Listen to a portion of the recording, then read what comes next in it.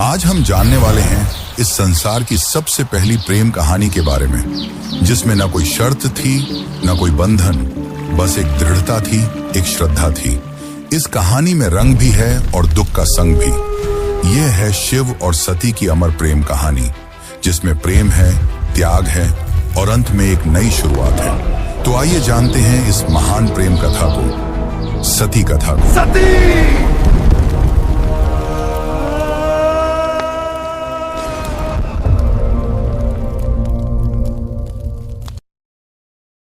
सृष्टि के आरंभिक काल की बात है, जब ब्रह्मा ने अपने मानस पुत्रों को रचा।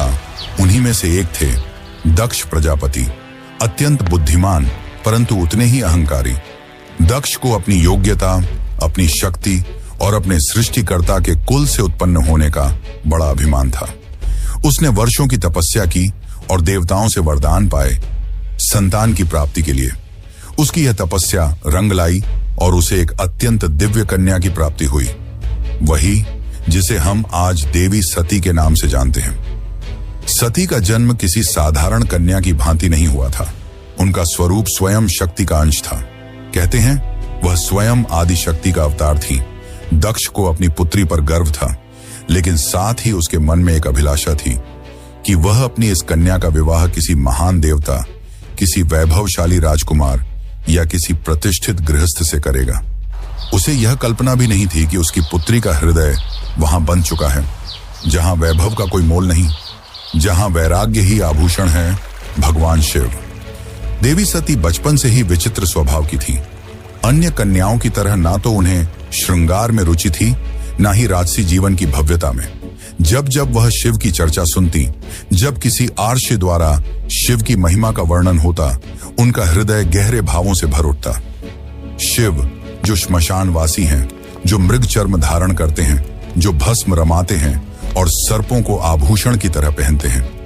आम कन्याओं के लिए यह भय का कारण होता, पर सती के लिए यही शिव उनके अंतर्मन में बस चुके थे।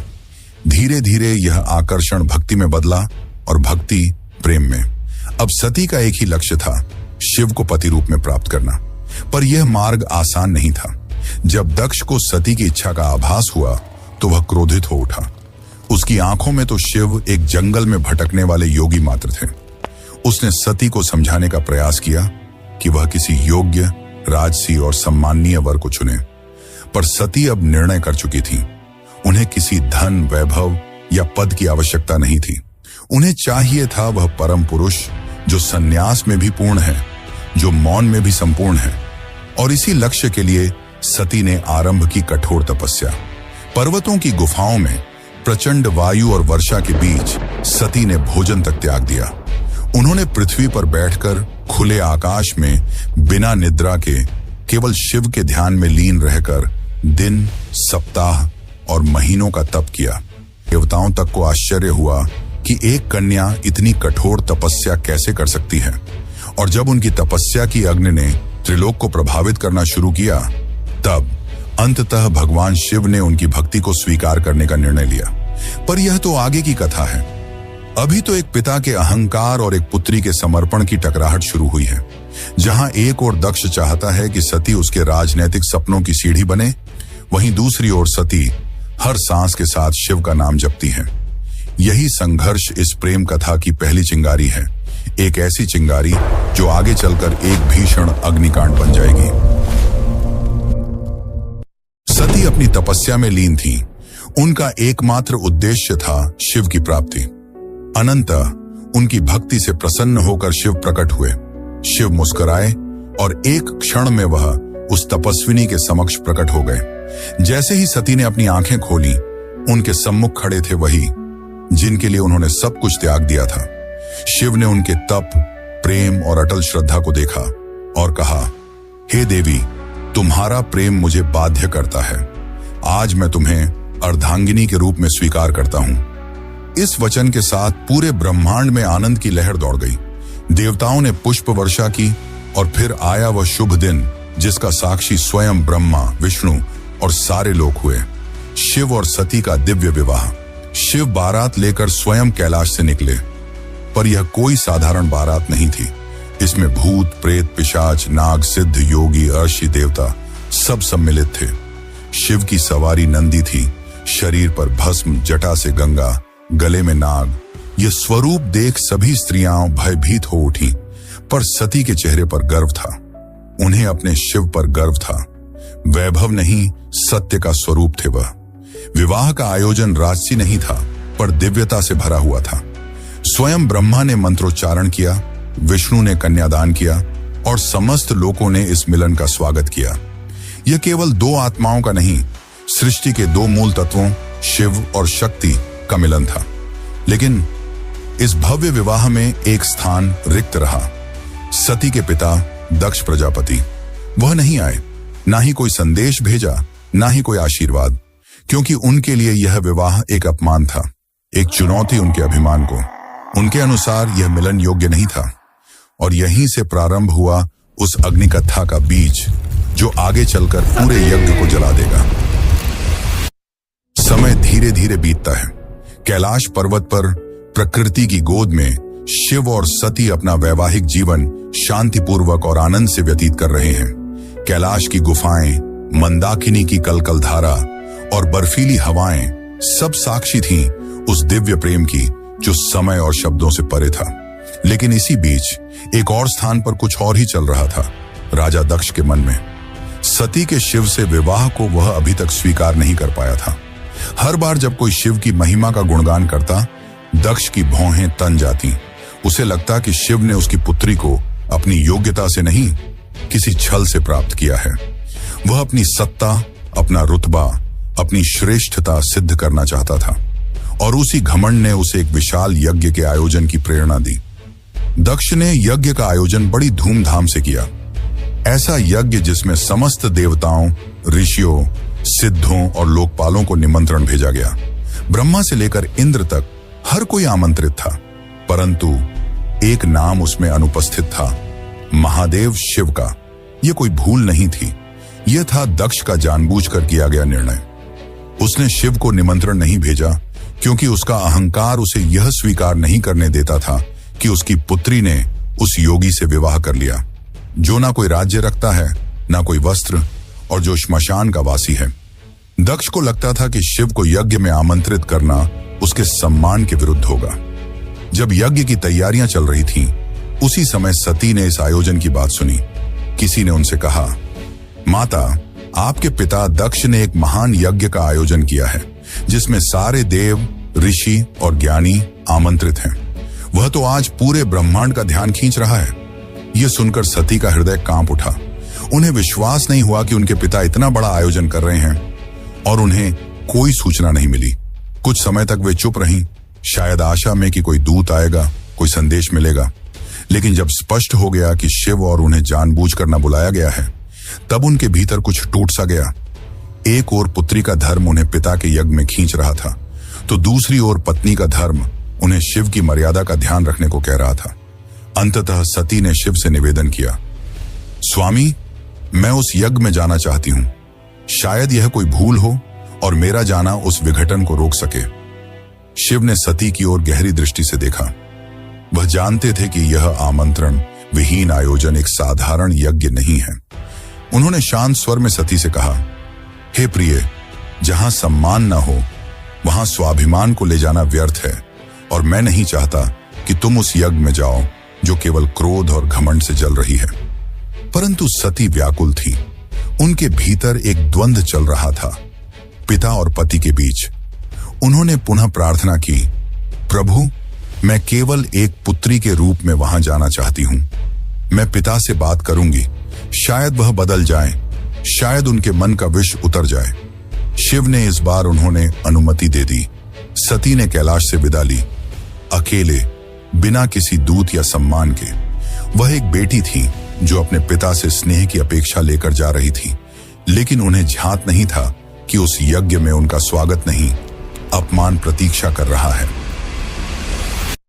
सती जब यज्ञ स्थल पर पहुंची तो उनके मन में उम्मीद थी कि पिता के नेत्रों में बेटी को देखकर कोमलता जगेगी, उनके मुख से स्वागत के शब्द निकलेंगे। लेकिन जब उन्होंने यज्ञ स्थल में प्रवेश किया तो सन्नाटा पसर गया। कोई स्वागत नहीं हुआ, कोई आसन नहीं दिया गया, जैसे वो वहां उपस्थित ही न हो। वहां बैठे देवताओं की आंखों में असहायता थी। सती ने पिता की ओर देखा, धीमे स्वर में कहा, पिताश्री, क्या आप नहीं चाहेंगे कि आपकी पुत्री भी इस पावन यज्ञ में सम्मिलित हो?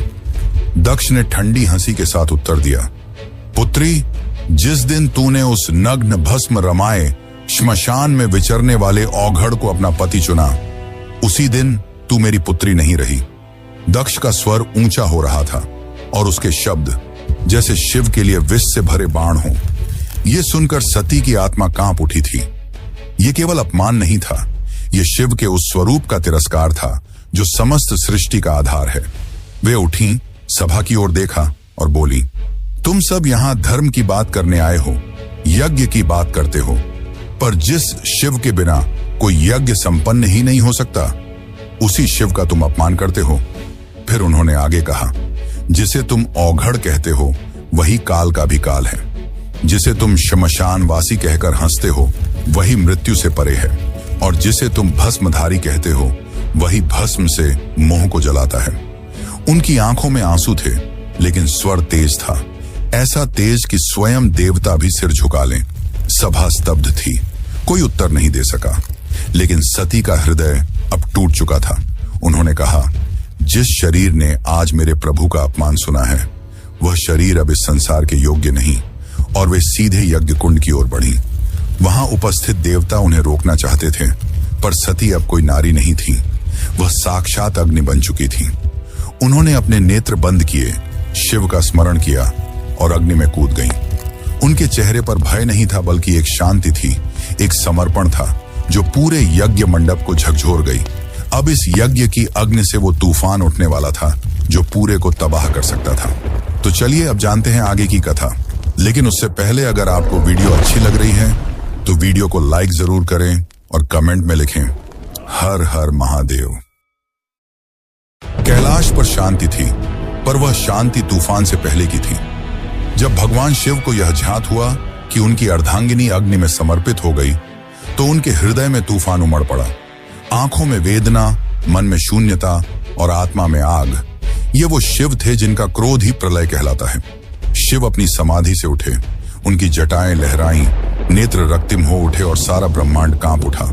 फिर अपने दोनों हाथों से अपनी जटाएं पकड़ी और उन्हें पृथ्वी पर पटक दिया। उसी क्षण पृथ्वी फटी और उस क्रोध की ज्वाला से प्रकट हुआ एक रूप, भयंकर, तेजस्वी और अजेय, वीरभद्र। वीरभद्र कोई सामान्य योद्धा नहीं था, वह शिव के विकराल रूप का अंश था। उसका शरीर अग्नि सा दीप्यमान था, आंखों में प्रतिशोध की ज्वाला, हाथ में तलवार। उसका प्रकट होना सृष्टि के संतुलन को डगमगाने लगा था। वीरभद्र प्रचंड गति से दक्ष के यज्ञ की ओर बढ़ चला। जिस दिशा में वह चलता, धरती कांपती, आकाश बदलता और देवताओं के हृदय कांप उठते। जैसे ही वीरभद्र यज्ञ स्थल पर पहुंचा, आकाश में अंधकार छा गया और वीरभद्र प्रकट हो चुका था। उसकी उपस्थिति मात्र से यज्ञ की अग्नि थर्रा उठी। वह बिना रुके आगे बढ़ा। पहले यज्ञ वेदी को तोड़ा, फिर वेद पाठ करने वाले ब्राह्मणों को हटाया। उसकी आंखों में एक ही लक्ष्य था, दक्ष। वीरभद्र के सामने कोई नहीं टिक सका। वह अकेला था, परंतु अजेय। उसके प्रत्येक प्रहार में शिव का शाप था और हर गर्जना में सती का विलाप। अंततः वह दक्ष के सामने पहुंचा। दक्ष अब भी अपने अभिमान में डूबा था। वह चिल्लाया, मैं यज्ञ करता हूं, मुझे कोई छू नहीं सकता। वीरभद्र ने उसकी आंखों में देखा और कहा, तू पिता कहलाने योग्य नहीं। आज तुझे उसी अग्नि में भस्म करूंगा जिसमें तूने धर्म का मजाक उड़ाया। और एक ही झटके में वीरभद्र ने अपनी तलवार से दक्ष का सिर धड़ से अलग कर दिया। पूरी सभा में सन्नाटा छा गया। देवता स्तब्ध रह गए। यज्ञ की अग्नि बुझ गई और पृथ्वी पर सिर्फ राख रह गई। वो राख जो अहंकार, अधर्म और अपमान की अंतिम परिणति थी। वीरभद्र शिव की आज्ञा पूरी कर चुका था, पर यह कहानी यही नहीं रुकती। अब आएगा वो क्षण जब शिव स्वयं यज्ञ स्थल पर पहुंचेंगे, सती के शव को उठाएंगे और सृष्टि में संतुलन डगमगाएगा। जब महादेव यज्ञ स्थल पर पहुंचे, उन्होंने सती के जले हुए शरीर को देखा। वह दृश्य ऐसा था जिसने स्वयं काल को रुला दिया। शिव ने धीरे से कंपाते हाथों से अपनी सती को बाहों में उठा लिया। उनकी आंखों से आंसू थे और फिर वह चल पड़े। शिव सती के शव को अपनी गोद में लिए पूरे ब्रह्मांड में भटकने लगे। उस विरह में जो पूरे ब्रह्मांड को भयभीत कर रहा था, ब्रह्मांड असंतुलित होने लगा। देवता भयभीत हो उठे। यदि शिव यूं ही विलाप करते रहे तो सृष्टि का संतुलन टूट जाएगा, प्रलय आ जाएगा। तब सभी देवता भगवान विष्णु के पास पहुंचे और उनसे सृष्टि को बचाने की प्रार्थना की। तब विष्णु ने अपना सुदर्शन चक्र चलाया। जैसे ही सुदर्शन चक्र चला, उसने सती के शरीर को टुकड़ों में विभाजित कर दिया। शिव कुछ क्षणों के लिए रुके पर प्रतिरोध नहीं किया। यह सृष्टि के लिए आवश्यक था। जहां जहां सती के अंग गिरे वहां दिव्य ऊर्जा फैल गई। पृथ्वी के वे स्थान शक्ति से भर उठे और वहीं बने शक्तिपीठ। ये कोई सामान्य स्थल नहीं थे। ये उस अमर प्रेम की गवाही थे जो शिव और सती के बीच था। ये थे वे स्थान जहां स्त्री, शक्ति, प्रेम, बलिदान और भक्ति सब कुछ एक साथ साकार हुए। कुछ स्थानों पर सती की आंखें गिरीं, कहीं उनका हृदय, कहीं उनके केश, तो कहीं उनके चरण, और हर स्थान एक केंद्र बन गया मां शक्ति का, जो हर रूप में पूजनीय हुई। कभी दुर्गा, कभी भैरवी, कभी भवानी। यही वे स्थान हैं जिन्हें आज हम कामाख्या, वैष्णो, ज्वाला, हिंगलाज और तारापीठ जैसे नामों से जानते हैं। इस प्रकार सती के वियोग से जन्मे ये शक्तिपीठ न केवल देवी के अंग हैं, ये उस प्रेम की शाश्वत उपस्थिति है जो आत्मा से आत्मा तक जुड़ता है। शिव अंततः हिमालय लौटे, पर अब वह ध्यान मग्न हो गए। वर्षों तक एक चट्टान की भांति बैठ गए, समाधि में डूबे। ना शब्द, ना गति, ना भावना, बस मौन और सती की स्मृति। काल की धारा आगे बढ़ती है, युग बदल जाते हैं, पर कुछ कहानियां समय की सीमाओं से परे होती हैं, और सती की कथा उन्हीं में से एक है। वह प्रेम जो अग्नि में तपकर शुद्ध हुआ था, वह विरह जो तांडव बन गया था। उस अधूरी यात्रा को अब पूर्ण होना था, पर यह कहानी यहां समाप्त नहीं होती। प्रेम का सफर यहीं पर रुकने वाला नहीं था। जहां अग्नि ने प्रेम का रंग दिखाया था, वहीं से एक नई दास्तान का पैगाम आने वाला था। सती के बलिदान से जो प्रेम जला था, वही आग पार्वती के रूप में फिर फलने वाला था। यह अंत नहीं, यह शुरुआत है। शुरुआत है एक अमर, अनसुनी और अनोखी प्रेम कहानी की। यह शुरुआत है शिव और पार्वती की। यह शुरुआत है एक नए युग की। शिव पार्वती पार्ट 2 की कहानी के लिए फॉलो करें, कमेंट करें, लाइक करें, शेयर करें। अभी के लिए बस यहीं। अब कोई अलग टॉपिक पर मिलेंगे। हर हर महादेव।